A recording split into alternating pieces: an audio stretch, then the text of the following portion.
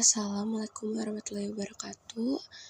Saya Bilqis Rizka Juliana, kelas 12 MIPA 1, akan mempresentasikan dinamika politik dan ekonomi masa demokrasi terpimpin.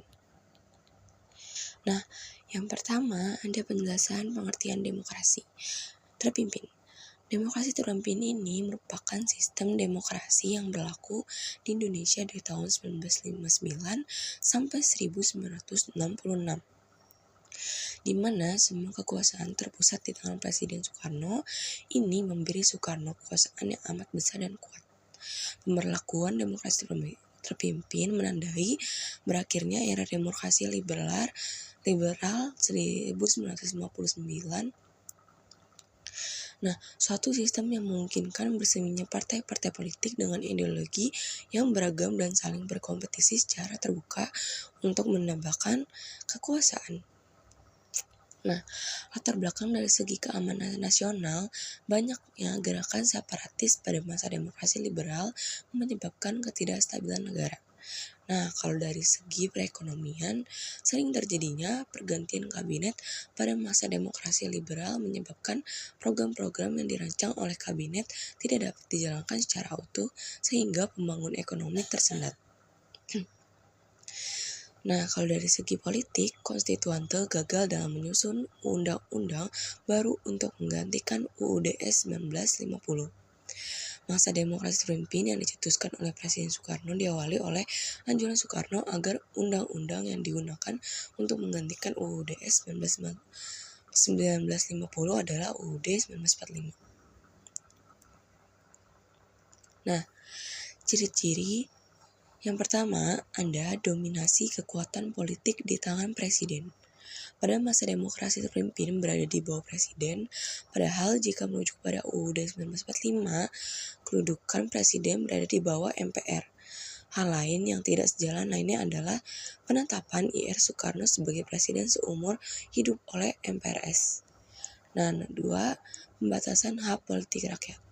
Kepemimpinan Presiden Soekarno yang bersifat tanpa batas ini terbukti melalui lahirnya kebijakan yang menyimpang dari UUD 1945. Yang ketiga, munculnya partai penguasa atau partai mayoritas. Partai politik yang saat itu mendominasi kehidupan politik Indonesia yaitu Partai Komunitas Indonesia atau PKI. Nah, yang keempat, sebagai besar peranan militer dalam dui fungsi ABRI. Pimpinan Nasional TNI AD mengeluarkan perintah harian demi mengamankan DKI. Di bawah perintah Presiden Soekarno sebelumnya, TNI serta Polri disatukan di tahun 1946. Yang kelima ada politik luar negeri Old Devo Nevo. Sikap politik luar negeri Indonesia meluasnya bebas aktif berubah menjadi politik luar negeri yang bersifat poros. Negara Old Devo atau Old Established Forces merujuk pada kekuatan lama yang telah mapan, yakni negara-negara kapitalis yang neokolonialis serta imperialis. Nah, peristiwa pentingnya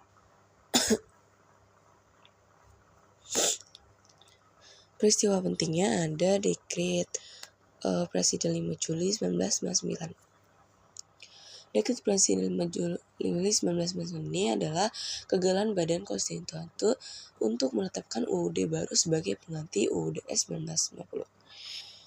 Nah, ada faktor yang menyebabkan kegagalan tersebut.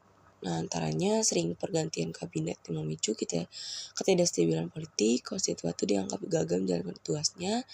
Nah, isi Dekret Presiden 5 Juli 1999 ini adalah membuarkan konstituante, memberlakukan kembali UUD 1945, tidak diberlakukannya lagi UUD 1950, membentuk MPR, membentuk DPAS.